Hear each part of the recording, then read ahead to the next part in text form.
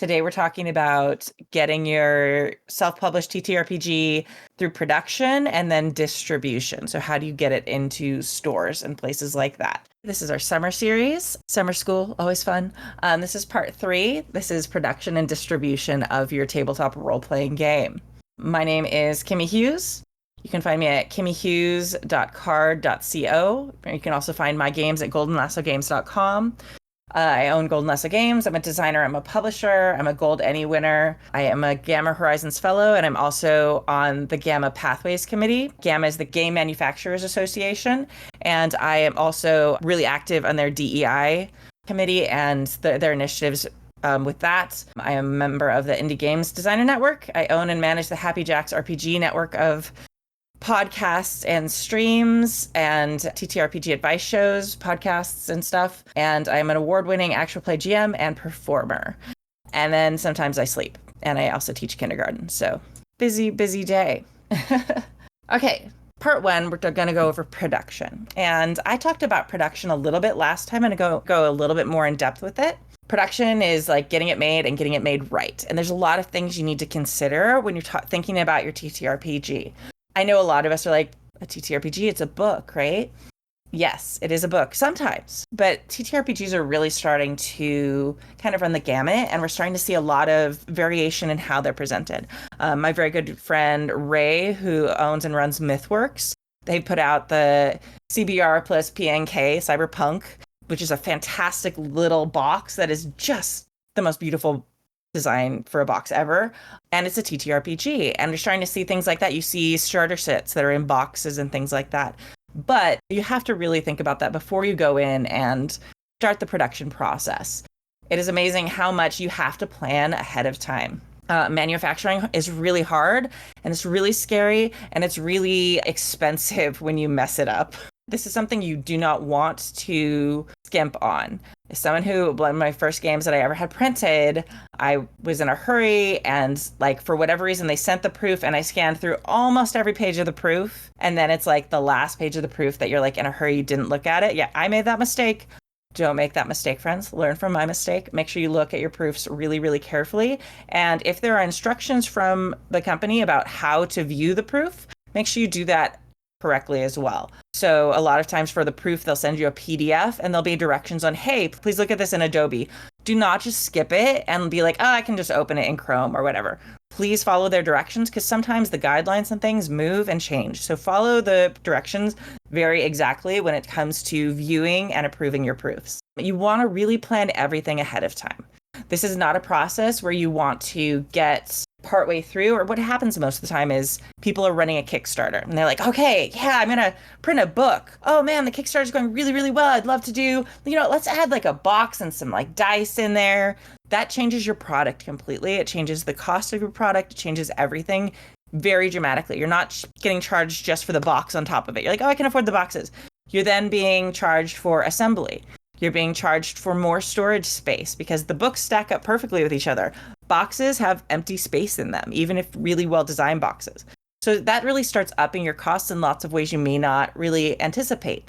It's a lot more expensive to ship a box, even if the box is not that much bigger than your regular book, just because the dimensions change. And you cannot send a box through media mail. So we're going to talk about media mail in just a minute. So really plan that out before you get started. You want all of that priced out, and also how much it's going to cost to be put together. Because even if you're planning on doing that, it's really different. Know where you're going to be selling, and make sure you understand the laws and regulations in those places before your items are made. I cannot tell you how critical this is. Europe especially, each country has very different rules and regulations about what toys have to pass for safety standards. And once your game comes in a box, it is now a toy, and it has to pass tons of different safety standards. Chemical testing is one of the big things and can be incredibly expensive. So if you're getting dice made, your dice, if they are shipped with your game is now a toy, and those dice have to pass and have certifications for chemical testing for many, many countries, which is why on a lot of Kickstarters you see, only for this country, or we cannot ship to these countries, because the more countries you ship to, the more different sets of laws you have to be able to meet the standards of. So start thinking about that ahead of time. If you're shopping around for a manufacturer and you're looking at different companies, ask them what they're certified in and like how much more expensive it is to get your items tested, because that's really important. My card game Decima, it says on the box now, it's just a tarot world building tool.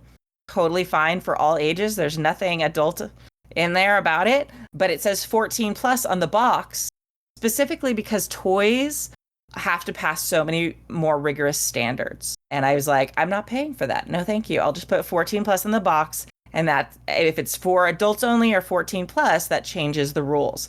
So please check.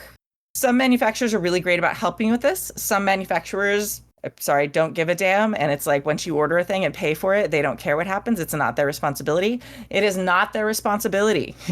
So remember, it is your responsibility to make sure if you're planning on sending your product to a certain country that you check and make sure that your manufacturer, your factory is making it to those specifications and that you have the documentation to prove that it meets those standards. If they ask you for the documentation and you don't have it, even if you paid for it, it doesn't matter. And customs can insist at your cost, they will do it. And that can be thousands of dollars more than just getting it done at the factory. It sucks. Don't do that. Don't do it after the fact. Make sure you have everything in order as you go. Don't get too many copies. We talked about this a little bit last time, but I'm going to just assume some people weren't here for that. Most self-publishers will sell less than 500 copies of a title. Now, as you order higher quantities, the per item cost goes down like a ton, but the storage costs can add up on the other end. I know people who got a ton of copies made and because it's like super cheap to get 3,000 made, and then they sat there forever. And you have to do the plan. It's like, okay, is it going to live in my living room? Am I going to pay for storage? And they ended up long-term paying much, much more for storage of these items than they would have if they'd done multiple smaller orders of the same item. So please make sure you're like really thinking about that too. Have the storage plan ahead of time. Personally, I find it's worth the extra cost to work with some warehouses, but that your mileage may vary on that. And you need to ask for samples ahead of time so you know what paperweight, cover thickness, etc. you want to go with for your book or your product. They're going to expect you to know those things.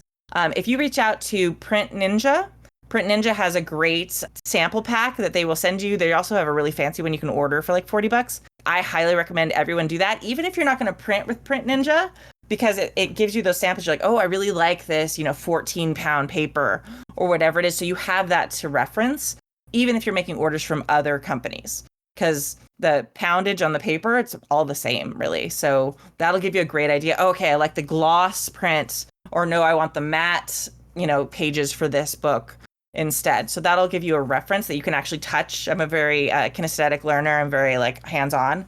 So sitting and flipping through their little sample book gave me a much clearer idea of what I wanted for my final product than if I'd just been vaguely Googling what does 14-pound paper, feel like, things like that. And take a look at the books you really like and have things priced out or not priced out, but at least have a vision ahead of time. And then what I like to do when I reach out to a company for quotes, I give them option A, option B, option C. So, hey, I want to do a 9x6 TTRPG book, 236 pages, whatever it is. Make sure it's an even number. So they like even numbers. You can't do one page. Then I have the most expensive, my dream is A, middle ground is B, and then what I expect to be the cheapest is C. And they'll want your quantities too, because the quantities drastically affect the price.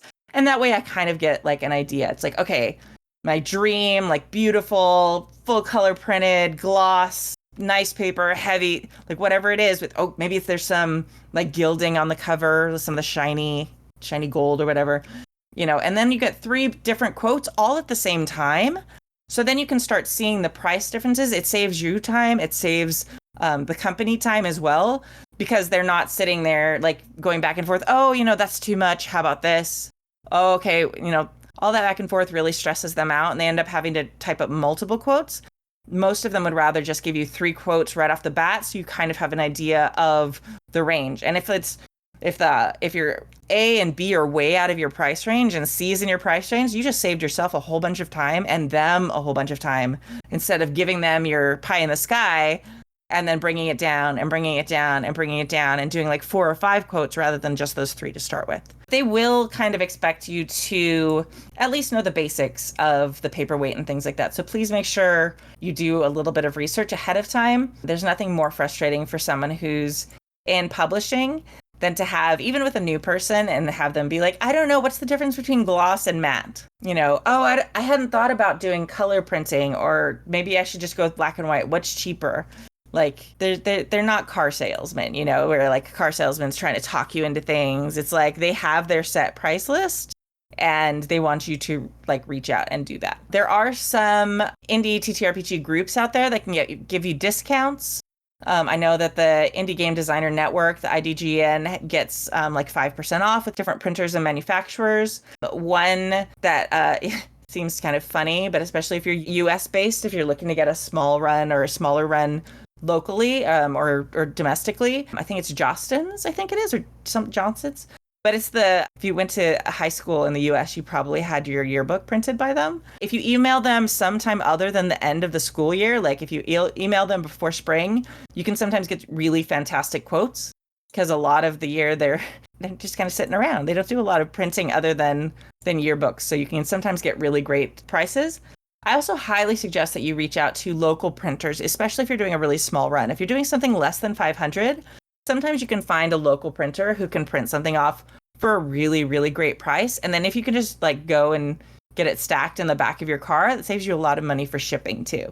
So here's some like looking into the companies that you want to work with. Make sure they match your value system and mission statement. Do not go with the first company you talk to. Get multiple quotes. The first time I did a print, I got 3 different quotes. I now try and get like 5, sometimes more quotes, because it's wild how different they can be. It's wild how just small things that like, oh, okay, this is that much cheaper because you're not busy right now. Or you have a waiting list, you won't be able to print my game until, 4 months from now. You could print it tomorrow. So those things too, sometimes it's worth paying a little more if you don't have to wait 8 months to get your game. And then sometimes it's worth waiting longer and getting a really cheap price on it. So you have to make those calls individually. Do not get sucked in by parties at conventions. I cannot tell you, they are good salespeople. Like I said, they were not car salesmen. They're kind of car salesmen sometimes. Panda Manufacturing, Long Pack, they love throwing these big bangers at conventions and kind of pressuring like, oh, hey, you came to our party. Great. And like getting you interested in using them because they threw a good party. Go to the parties. They never will tell you no. Feel free to enjoy their copious amounts of alcohol and food and their loud music. Do not sign because you liked their party. Get quotes the same way. They are not, if you go to their party and you don't sign anything or whatever, it's like, it's not a big deal. But I don't go to their parties and they still are willing to sign me. It's not like it's gonna open the door. Like they won't publish with you unless you hang out and like network with them at their party. They want to sell their printing to you. They want to sell their manufacturing to you.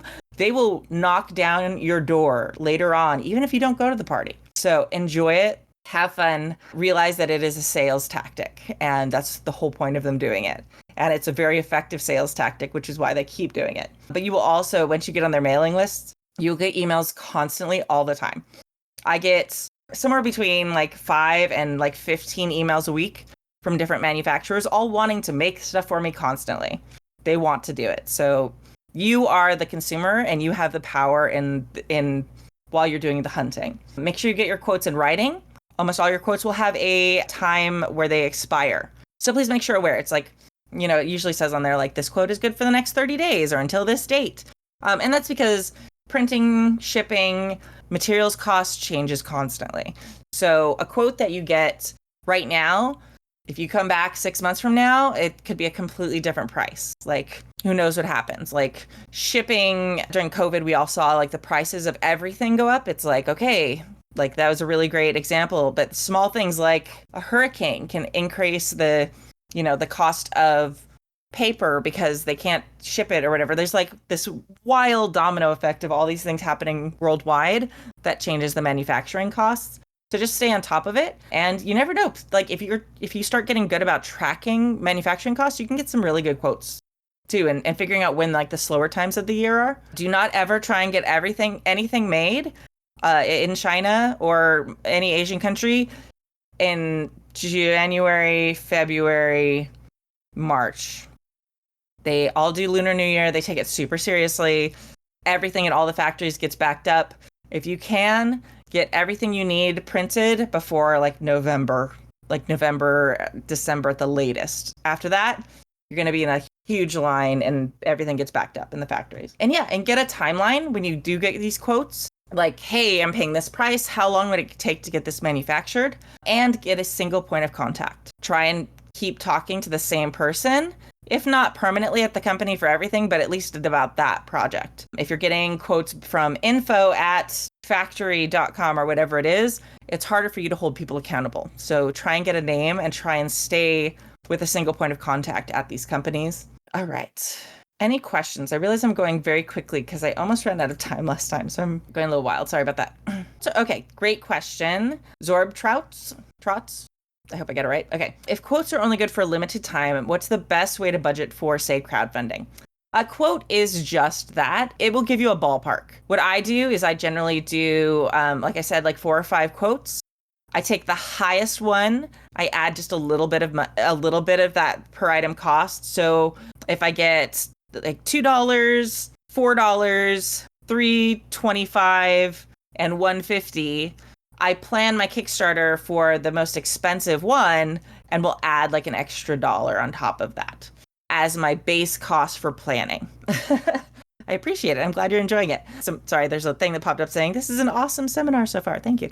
And that's just for safety. That's for me to count, okay, this is my base cost for the item, not including shipping. Make sure like that's enough that I'm going to add the shipping also, but that's my base cost. So then I can calculate what's going to be my quote profit, which is really me paying for everything else, right? That's me paying for layout and all that other stuff. So that's generally how I do it for crowdfunding, just to play it safe. That saved my behind because my first ever Kickstarter funded in March 2020. So I literally, March 1 was the day my Kickstarter closed. And then 2 weeks later, the world shut down for COVID. Prices skyrocketed. And because I'd taken the most expensive quote I got and added a little more to that, I still ended up like breaking even after everything with the Kickstarter. So always give yourself like that wiggle room.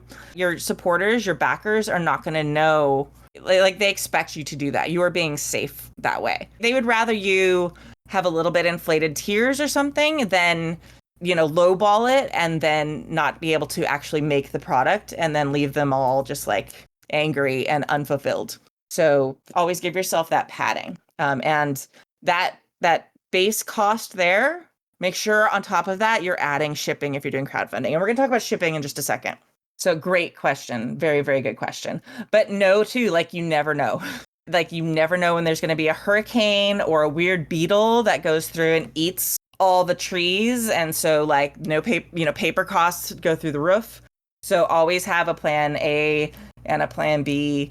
And sometimes that means you might have to take longer with your Kickstarter, just be really crowdfunding, whatever platform you use. So make sure that you're really planning for that and really communicative with your backers. Because I have found as long as you are very transparent with your backers, they, for the most part, I've just been really lucky, are very supportive. You're like, hey, this weird beetle went and ate this giant forest, so paper costs are skyrocketing. We're going to have to wait a little bit longer before we can print, just so that we can stay in budget. Like they love that transparency. Don't hide that stuff from them. They love stuff like that. Maybe don't like post pictures of the beetles because people don't like bugs, but some people like bugs. My 5-year-old loves bugs, but you get the idea. Okay, way off topic, sorry. All right, yeah, timeline and a single point of contact. And timelines can be really long. Start this process way early because I ordered one of my large orders of a game. I actually placed the order, I think it was like November 15th. It showed up in the US today. So yeah, it takes a really long time. You're talking 6 to 8 weeks just for it to get, if you're getting it printed in China, just for it to get across the ocean by itself. So like my game was done printing about 8 weeks ago and it has been on a boat since then. Because I'm not going to pay for air freight for, thousands of copies of a game. So make sure you're planning that in there too. And you should have those timelines like wrapped into your Kickstarter. Do not put your timeline for your Kickstarter until you know those shipping times and the manufacturing times. Those are two separate things. All right, where will your product live? We kind of talked about this already. I'm going to go through this quickly, but then I'm going to talk about how it affects costs a little bit more than I did last time. So, where are your games going to be stored? In your living room?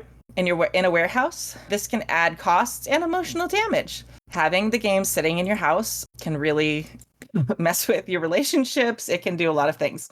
So please do not get too many copies, okay? Like I already said, most publishers sell less than 500 copies. Think about also where to store your items because it can drastically impact your shipping costs, especially when we're talking about places like Europe and and like where they have VAT and other extra charges on top of that.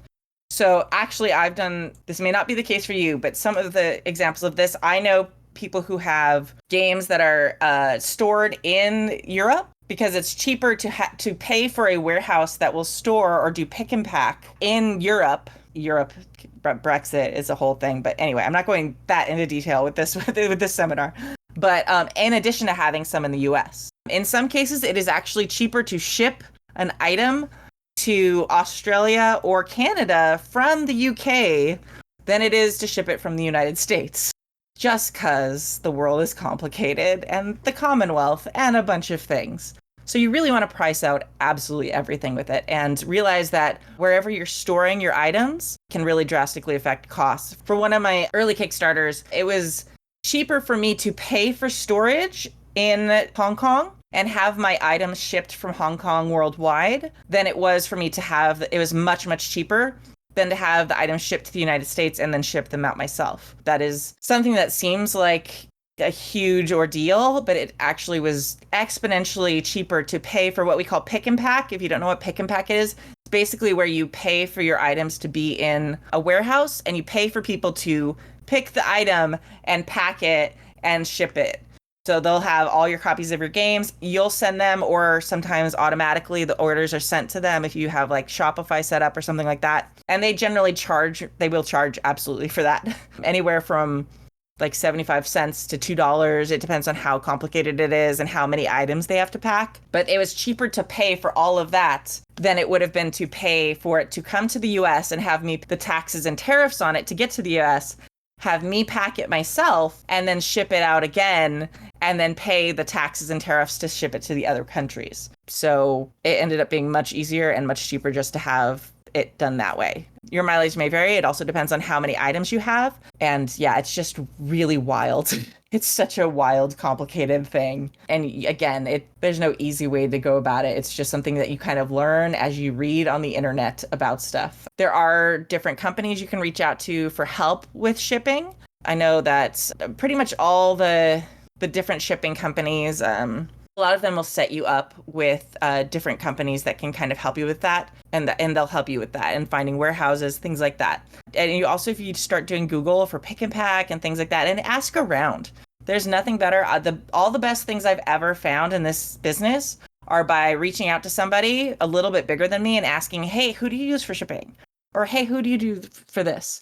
What warehouse do you store things at in this place? People are so giving and willing to pay it forward in this industry. And I have never had anyone be like, I'm not going to tell you.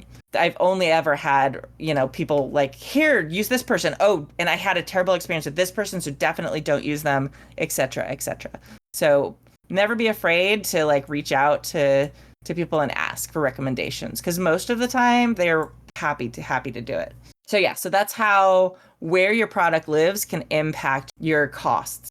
All right. Any other questions about production specifically? We're going to move on to shipping, more specific stuff about shipping in just a second. I can also come back. So I see people are typing questions, but all right. Part 2, shipping. Again, like you will get quotes. The quotes will be good for a limited time. This is a standard in every industry for everything on every quote.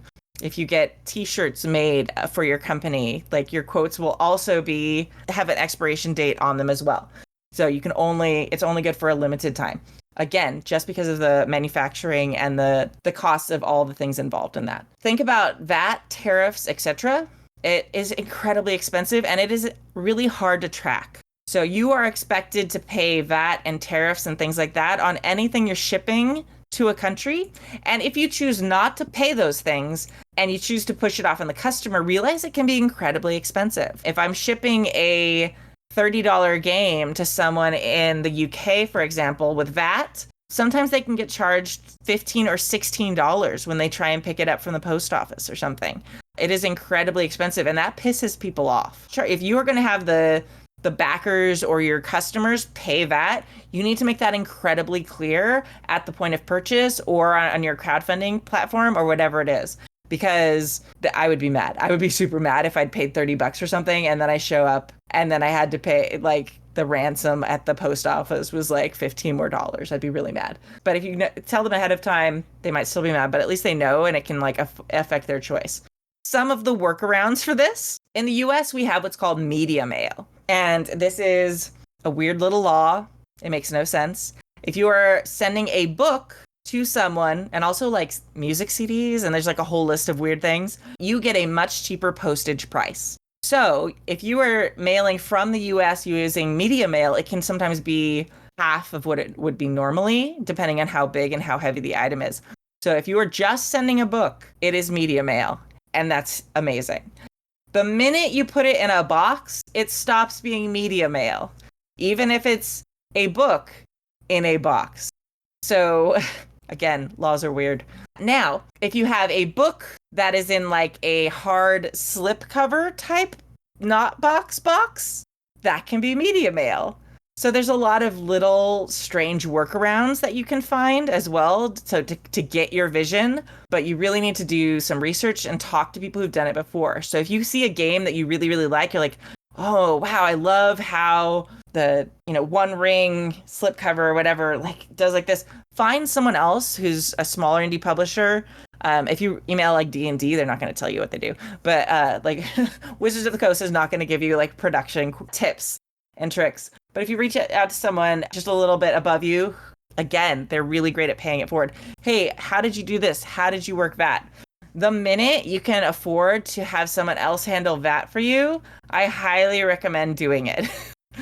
I'm just now at that point, and I'm just like very, very excited to not ever have to deal with it again. You do have to set up an account and stuff for VAT. And honestly, we could do a whole seminar just about VAT and tariffs. So VAT is, if you don't know, basically like a charge to ship anything and import anything into the UK and many European Union countries. So yeah, and I gave you the example earlier. It might be cheaper to ship from somewhere far away than to have local warehouses that cost more. Example, China. China and Hong Kong's also changing constantly now, but they have different import-export trade agreements with different countries. So it's very expensive to send something to Brazil from the United States. There's a lot of added costs on that. If you ship it from China, they don't have those costs. So every single country, you don't even have to be you don't have to be a resident of that country or a citizen of that country to get the tariff and import and those charges from that country. If your product is coming from that country, it works there. So if you're shipping things to the UK, a lot of times you might even find that it's cheaper to just print some of the copies in the UK and have it, because then you don't have to pay VAT on it. So I know a number of people who get small runs of games printed in the UK specifically for their fans there, so that they don't have to have them printed somewhere else and pay so much to get it imported. And that's the whole, that's the reason for VATs and tariffs and stuff like that. They want people to be producing things in their own country. So get that, that's one of the 5 or 6 quotes I usually get. I usually try and reach out and find hey, what's a quote to get this printed in the UK to see if I can skip paying VAT. Yeah, again, super, super complicated. I know that's very dry, and I'm sorry that that's such a dry portion, but it's really, really important, and it's hard to get your head around. And please know, if you do your shipping incorrectly, if you don't pay VAT and stuff, they can come after you. For US people, they've got the power, just like the IRS does, to charge your company a lot more later than maybe you would have even paid up front. So please be aware of all the things. Yeah, so all right, moving on from shipping. Distribution. Distribution is how you get your product to stores and retailers. If you are not planning on doing that, if you're planning on just selling through your website, cool. Don't worry about this part of the presentation. There are basically two main methods. You do not take your book and walk in randomly to your friendly local gaming store and be like, hey, would you like to buy, copies of my book? I mean, you can do that. Some people do sell like 2 or 3 copies that way, but that is generally not how it's done. And it shows kind of a low level of professionalism. It shows that you don't really know what you're doing. So you definitely want to spend a little bit more time. And there are two main methods of getting your product into retailers. First one is distributors. There's a whole bunch of big ones. Flat River Group is a big one. Asmodee is like the king. They're massive. There's a whole ton of them. Most of the time, they will not look at you or your games unless you have 4 or 5 titles and are printing at least a minimum quantity of about 3,000. And that's just for TTRPGs. For board games and stuff, it's even more. And that's because these people are looking at making a profit back. Like, they are going to take your game, they're going to provide a way for stores to order it and take a little bit off of the top. So most of the time, they send catalogs to friendly local gaming stores. They sell a whole bunch of different stuff. So it's really cost effective for friendly local gaming stores to like, okay, I'll take 4 of those. I'll have 10 copies of, the Dungeon Master's Guide. I'm going to have 4 copies of Masks. I'm going to, this one's in here too. Okay.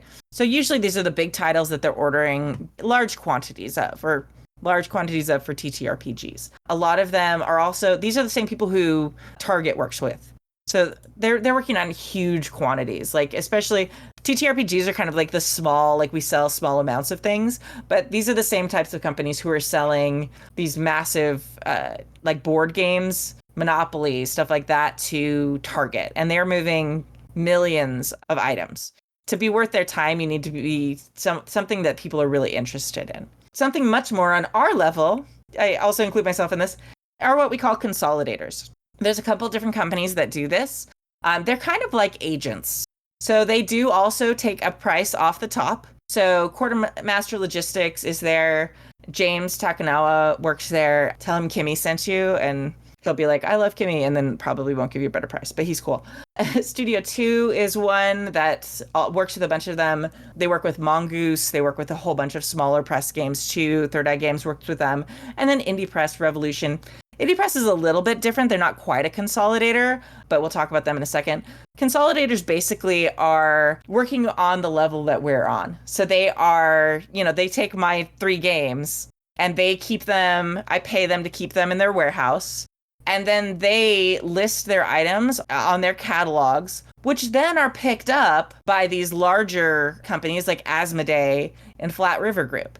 So that way, my small number of games, which Asmodee and Flat River Group would never order direct from me, would never distribute directly from me, suddenly friendly local gaming stores can see my game in their catalogs because of this sort of middleman situation with a consolidator. They do take some off the top because they're a business, but that's one beginner-friendly way. They are incredibly helpful. At least Jim, who works for Studio 2, I've also worked with Quartermaster Logistics. They are really friendly. They are James Takanawa from Quartermaster. They did a whole meeting with me on the item that I'd kickstarted and my first run that I'd printed. They're like, hey, if you want to continue, if you want to change your game for retail, here's some notes on how you should change the box for this. Or here are some things about the cover that you should change to make it more eye-catching. So I learned a huge amount by working with these consolidators. They want you to succeed because that's how they succeed. If you don't sell any copies of your game, they aren't making money. They are, again, like an agent for baseball or all these other things. Like, they want you to be the best player in the league because they are taking some of the money you're making. So that's kind of it's in your best interest and their best interest, but they are really good people and really want people to succeed. And they really love the creativity behind indie games. Indie Press Revolution is a little bit different than a consolidator. Indie Press Revolution does not put you in distributor catalogs. They have a very unique model where they basically just have this giant warehouse in the middle of Nevada, and they will keep your games there. And they will take it to conventions. They will store like 300 copies, depending on how big your game is, like around 300 copies, like half a pallet, I think is what their limit is. They will store your copies for free. and sell them on their website. They are now, a lot of retailers do order straight from Indie Press Revolution, especially the friendly local gaming stores that are very interested in indie games. My first game, Decima, was at Indie Press Revolution for like the first year or two. That was the only place people could get it. And they sold out of it. So it's really exciting. I had retailers, I'd go to different small gaming stores, and sometimes I'd see my game there. And I hadn't sold it to them. It was because they were ordering it direct from Indie Press Revolution. So while they're not a consolidator, Indie Press Revolution is a fantastic group of people who really support indie creators. It's like the baby step before you work with a full consolidator, and consolidators in general are like the baby step before you're big enough to work direct with distributors. You do need to have multiple titles to work with a distributor, unless you just have like a huge giant winner. But even if you have like some huge, amazing, any award-winning millions of copies game, it's hard to get distributors to look at you unless you have more than one title, because it's so much work for you to send them copies, have it in their warehouse, them to add it to their catalog, all these different things. One of the things that you will do is you will create a sell sheet that will show off your game to people. So this is what we call a sell sheet. I did in my first presentation, I had this one and I talked a little bit more about it. So if you go back and watch seminar number 1, which is about pitching your game to publishers, but this is what we call a sell sheet. This is what I send to retailers to get them to order my game Decima. So it's got the product pitch that's super short. Like, Decima is a big world-building tool in a little tarot box, creates all the details for a campaign in any RPG setting or system. It's a GM secret weapon.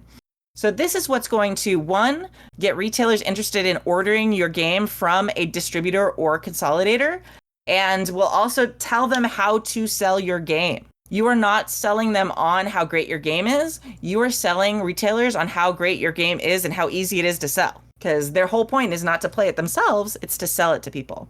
So selling points, product pitch, selling points, target markets are all things, players, playtime, age and ages. This is helpful because a lot of friendly local gaming stores are not TTRPG specific. So a lot of game store owners may not actually know anything about tabletop role-playing games, may never have played one before. So this kind of gives them like okay, so like 6 people can play this game. Okay, so it puts it more in a board game context. So this is a little bit of like a board game, card game thing, but I suggest putting it on there as well. If you have any quotes or anything, nice product images. This is really important down here. Down here at the bottom, you can see MSRP for the game. That's what your suggested retail price. You cannot enforce a sale price. So this is just suggested, because you're not going to sell your game to retailers at this price. I have a retail price, which is separate. I think the retail price right now is $13, because you need to have a good chunk of profit. So they will be buying it at whatever the retail price is. And then this is the suggested price to sell to customers. If they wanted to undercut you and sell for a lot cheaper, there is nothing legally stopping them from that. Categories that it kind of fits on.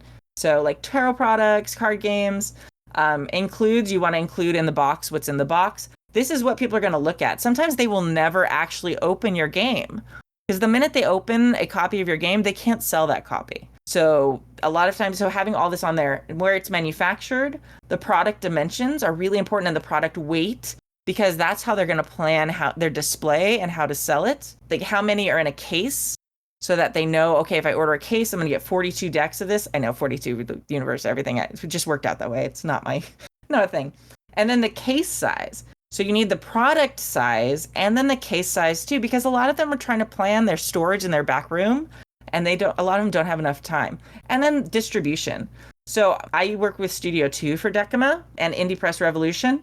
So people can order them through most major distributors thanks to Studio 2, which is what I have on there. They can also order direct from my website.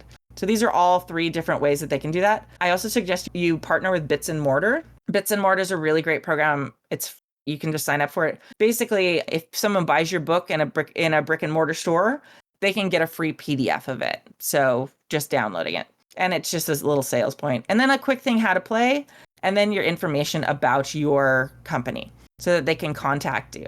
So again, this is what we call a sell sheet. And this is what you're going to do. If you're at a convention, if you go to a trade event like Gamma Expo, which is just for professionals, there's no like customer facing side of that. It's just game makers and retailers there. Yes, $13 for Decima is a steal, but you have to remember also, retailers are not buying one copy of your game. Like you're incentivizing. So for transparency purposes, it costs me around between $3 and $4 to get a copy of Decima printed. Now, obviously, that's in a run of like 2,000. So $13 is my retail price. That's what I sell it to retailers for. And then my MSRP is $35. And so there's a lot of calculations going into those different price points. On my end, on the manufacturer's end, there's shipping involved. There's a lot of different things. But you want to find a retail price for your product that, one, gives you enough money to continue working and continue creating your products, but is low enough that they can see a large profit themselves. If my MSRP, so my suggested price for customers is $35, and I'm selling it for $25 to the retailers, that's only a $10 margin they have. And if it's like a sales weekend, if it's like Labor Day weekend, oh, we're big sale, like they're going to make even less. They're never going to buy my product. So you've got to find that balance between your profit, their profit, and then what the final customer will end up paying. And so there's a huge difference in those three things. And you've got to really think about it. And again, that's why those quotes from your manufacturer are so important. Those shipping quotes are so important. Because like I said about Domino's, like what you pay for manufacturing and then shipping is going to trickle into what you yourself are paying out of pocket. So you're calculating then your profit off of that. And from that, you're having to calculate, okay, my retailer price is going to be this. And you just have to assume that that's going to be what you make most of the time. And then from there, your retailers, your friendly local gaming stores are calculating how much profit they're going to make from your game and whether it's worth the time for them. There's so much math and like figuring out and just like kind of judgment calls. I think my game is really good. I think $35 sounds expensive, but when you compare it with, it's a full tarot deck compared with some tarot decks that sell for $60 and aren't even a game. So there's like all these different things. You have to really look at your competition and games in a similar vein as well. Like I'm working on a PBTA game right now. Most PBTA games on like 6x9, book size, stuff like that are around, it really kind of depends, but depending on how quality the printing is, $20 to $30 for the actual like printed book. If I suddenly am like, oh, I'm going to sell mine for $40, but it's still just a soft cover printing, like you're never going to sell that. Are there some tools you can recommend for calculating MSRP and retailer prices? Great question. Trial and error, and honestly, just copying shamelessly your competitors. Like we don't have monopolies. Like you can't okay, we're not all agreeing on a price, but customers going in there, like it's like when you go in and you look at, two brands of cereal that are the same flavor, if they're drastically different prices, that starts affecting your choices, even if you really love one of the brand names. So you kind of have to take that into account. So what I generally do is I also collect these sell sheets for other companies and I look for their retailer prices. So just comparison and just like keeping your pulse, go to the friendly local gaming stores, see what people are charging. Sometimes it's different, on their website. Sometimes you can, again, reach out to people, be like, hey, where are you getting that printed? And what's the manufacturing cost for that? I got the shipper that I'm using right now. I reached out to Magpie Games, to one of the people I met at Magpie Games at Gamma Expo, and she sent me her shipping company that she uses. It was like $1,200 less than the shipping company that the manufacturer recommended. Never use the shipping company the manufacturer recommends. They don't care. They pass the cost on to you, so they don't do any shopping around. They just go with whatever's easiest, whatever's closest to them. So always when you're talking to your manufacturer, ask them and insist that you can use your own shipping company, and then find a shipping company, because it's easy to do. It's not super hard, and it saves you sometimes thousands of dollars. It's a really big difference. But yeah, unfortunately, there's not like a quick way to calculate MSRP online calculator, unfortunately. That'd be great.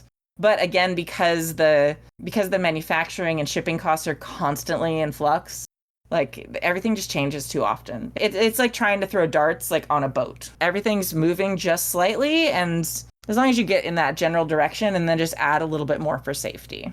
All right. I think that's just about our time. If you want to look at this, if you go to goldenlassogames.com/Decuma info, Decuma is Decuma. This is you can reach my sell sheet there.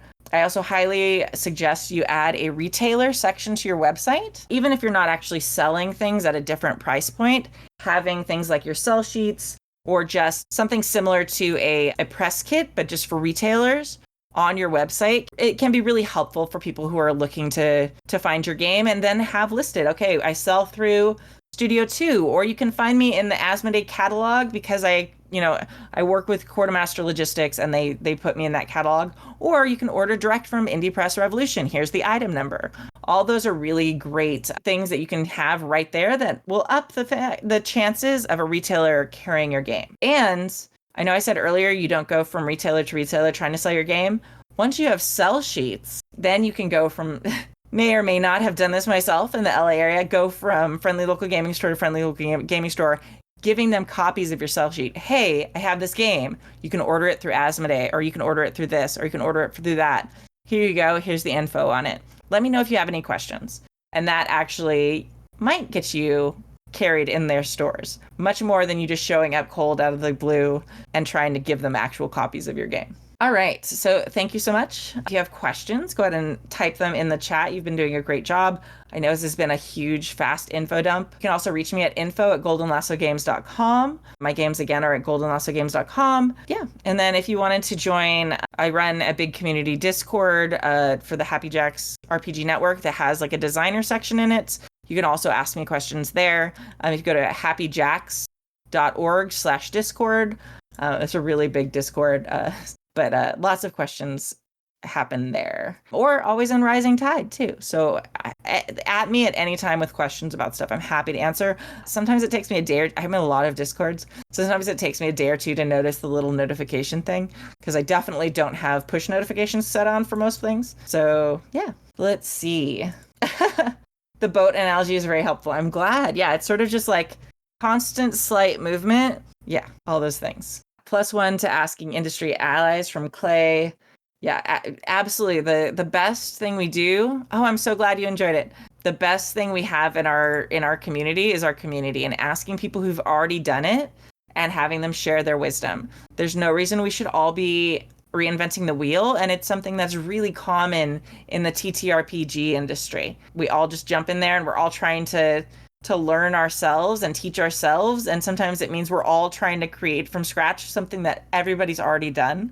So this is one of the reasons I'm doing these seminars, is I want to share this kind of hard-earned knowledge that I've been given and also found myself, so that we can all share this together. And made the most of connections at conventions. Discords are kind of like the new hotness right now for networking and joining these different Discords. Conventions, going to industry conventions specifically, is incredibly helpful because people go there knowing your purpose. And they have seminars that are a little bit more in depth. If you go to a publishing seminar at Gen Con, like a lot of times they tend to be very surface level. I say this after doing a fairly surface level thing myself. But if you go to an industry convention like Gamma Expo, they are expecting you are already a professional and already know the basics. So there's like a whole nother level of knowledge there.